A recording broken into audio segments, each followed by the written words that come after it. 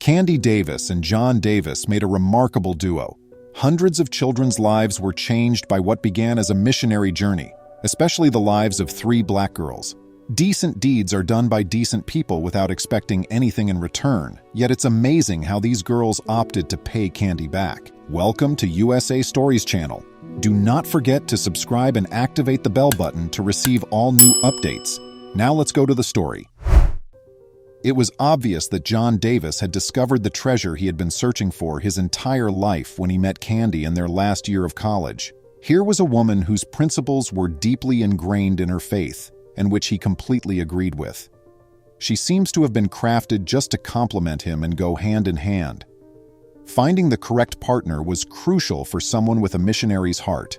John was exposed to missionary travels to several African nations at an early age, having grown up in a family with a strong love for the continent. He was tremendously moved by the conditions of poverty, hardship, and war-torn areas in which children had to grow up. He wanted to work in Africa and change people's lives, especially orphaned children's lives, precisely because of this.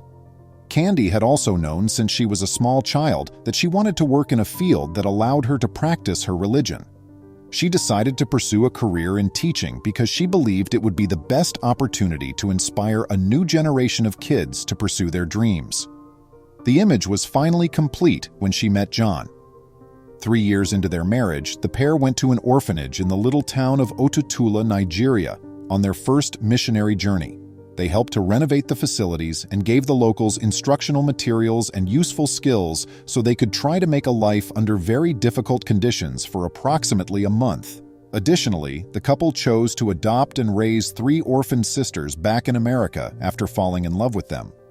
Although adopting children from Africa can be difficult and draining, the girls were eventually given to the Davis family after nearly a year of court proceedings. Since the couple sought to establish a close relationship with the girls, this town served as their virtual home during the year-long talks. As the adoption was completed and the pair went back to the United States, Kioma was just 2 years old, Modupe was 7, and Bimpi was 4.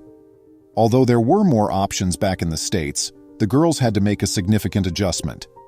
Candy homeschooled the girls for the first 2 years in order to aid them with emotional difficulties and to teach them the English language for precisely this purpose. Racial discrimination was one of the more difficult issues the Davis family had to cope with. People found it incomprehensible that 2 white parents would decide to adopt 3 black girls, even in the church. Some said that the 3 African sisters shouldn't have been given priority over the many white youngsters in America who were equally in need of a loving home. With their extremely dark complexion and poor English, the kids had such a distinct appearance. Despite not being contagious, Kioma experienced various health issues during her early years in America, to the point that some people were afraid to approach her. However, Candy and John never wavered in their choice since love knows no hue. For them, being a parent meant dealing with soiled diapers, lunchboxes, cuts and bruises, teaching the kids how to ride a bike, and teaching them to pray. If the girls had been their biological offspring, they would have acted in the same manner as described. Candy and John genuinely loved these daughters and were unwavering in their beliefs. After all, when they initially traveled to Africa, they had no intention of adopting any African children. Their decision had been a submission. Though they were unsure of the specifics at the time, they felt that these girls were meant to fulfill a greater heavenly purpose and destiny. They would, by faith, get the 3 sisters ready for whatever was ahead of them. A newborn girl named a baby was born to John and Candy about 2 years after Modupe, Bimpi, and Kioma were adopted. This name, which originated in Nigeria, meaning "we asked for a girl," they were given 4 gorgeous sisters to nurture instead of just 1 daughter. In the years that followed, the girls developed into 4 extraordinary human beings. They worked hard in school and excelled in many fields. The 3 adopted sisters had beautiful voices and sang harmoniously together. They became quite well known in the church for their inspiring and soulful gospel songs. A baby wasn't a singer, but she was a dancer. From the moment she could stand upright, she was dancing to the music her older sisters made. Life as a black girl of Nigerian descent living in America was not without prejudice. The girls had to deal with insensitive remarks from strangers. In time, they learned to cope with ignorance, racial discrimination, and rejection. Thankfully, there were also others who recognized them for who they truly were, wonderful beings made by God, miraculously rescued from an orphanage by a caring family, instead of their skin tone. The Davis family would frequently create a sensation when they appeared in public. Here was this stunning couple with 3 children who were African-haired and had black complexion. Then one of her sisters would hold the small baby sister, who had delicate, flowing blonde hair and pale complexion while she clung to her hands. This multicultural family's unwavering love and togetherness served as a barrier against the obvious discrimination they had to deal with. The Davises carried on their missionary activity as the daughters got older. They would go to the orphanage in Otutala, Nigeria, at least once a year. Their local church kindly donated clothing, blankets, and other supplies for the staff and children, and they continued to be active in directing resources to the orphanage.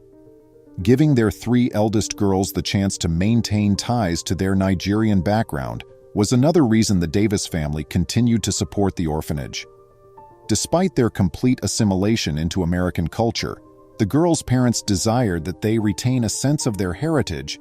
A few years later, when the girls had nearly reached adulthood, Modupe was a practicing nurse in her late 20s. She was renowned for being kindly toward those in need, particularly those from disadvantaged backgrounds. She would show the same decency and respect to both the president and the housekeeper. The name Bimpi translates to elegant and beautiful, and that is just what this girl turned into. Her goal was to make a gospel CD while she pursued a career in music. She intended to use some Yoruba, one of the native languages spoken in Nigeria, in her songs as she had studied the language. Kioma was still pursuing her teaching certification. She desired to carry on her mother's legacy. She had learned the importance of education, tenacity, and compassion for children from Candy. She would love to work as a teacher with disadvantaged kids someday, maybe even in Africa. A Baby continued to dance even though she was in her last year of high school. A Baby was leading the planning committee for the school's benefit performance, which was being held in support of a nearby shelter. John and Candy were sitting in the front row, happily supporting their youngest daughter. When the performance night finally arrived early in the show, A Baby performed a dance routine. A number of community members gave fantastic performances, making the evening really engaging. The announcement by the Master of Ceremonies that there would be a special finale was the biggest surprise. 2 outstanding members of the community were honored with an event on the program. You won't believe what transpired as the final event's curtain opened. This was a unique object honoring a mother and father who had devoted 27 years of their lives to raising their family. Specifically, the mother had given up her job to take on the role of full-time caretaker for her 3 unborn children, Modupe, Bimpi, and Kioma Davis all unexpectedly showed up on stage. When the 3 girls sang a Yoruba language original song they had written especially for Candy, the audience broke down in tears. The song told the story of a mother who saved 3 girls from an unloving and unguided childhood and taught them to love others and themselves in a hateful and discriminatory environment. Mama Candy was the name of the song, which also served as the title of Bimpi's 2008 debut album. It was a wonderful privilege for Candy to spend this memorable occasion with her 3 adopted girls from Nigeria, her husband John, and A Baby, the little sister who adored her bigger sisters without conditions, even though love is an unrepayable bond.